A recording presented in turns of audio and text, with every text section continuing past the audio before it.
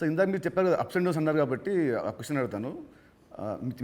Industry చాలా చూస్తే తెలుసు నాకు, బట్ మేజర్గా నాకు గుర్తుండి నేను ఇండస్ట్రీ వచ్చినప్పటి నుంచి మొన్న సంక్రాంతికి ఒక సినిమా మీ ఫైనాన్షియల్గా చాలా లాస్ అయింది. నెక్స్ట్ సినిమా ఇమ్మీడియట్ 3 days గ్యాప్లో అది మళ్ళీ అది వెళ్ళిపోయింది.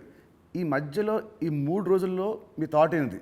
నెక్స్ట్ సినిమా కూడా అది కూడా పోతే అప్పుడు పరిస్థితి ఏంటి? మీ మైండ్లో రన్ అయిన మీ ఫీలింగ్ ఏంటి? లేదు అంటే నాకు ఇప్పుడు 10th సినిమా రిలీజ్ అయినప్పుడు నాకు అర్థమవుతుంది ఫైనాన్షియల్గా ఇది డ్యామేజ్ జరగబోతుంది. సో అటు డిస్ట్రిబ్యూటర్స్ అందరు కూడా లోలో ఉన్నారు. పోతే 14th రిలీజ్ అవుతున్న సినిమా షూర్ షాట్గా సూపర్ హిట్ అని చాలా గట్టి నమ్మకంతో ఉన్నాను. అంటే 90% నీకు తెలుసు, నేను ఎడిటింగ్ రూమ్లో చూసినప్పుడే నాకు చెప్పగలుగుతాను సినిమా వర్క్ అవుతుంది అవ్వట్లేదు. అట్లా సంక్రాంతికి వస్తున్నాం అనే సినిమా మీద ఐఎమ్ ఫుల్ కాన్ఫిడెంట్గా ఉన్నాను. సో ఆ 3 days అదే ఎనర్జీతో ఉన్నాను. ఎస్, నో ప్రాబ్లం, ఒకటి వస్తుంది. ఇది ఎంత డ్యామేజ్ అవుతుంది, అది ఎంత రికవర్ చేస్తారో నంబర్స్ తెలియదు, బట్ అది మ్యాజిక్ అనేది ఇట్స్ ఎ మిరాకిల్.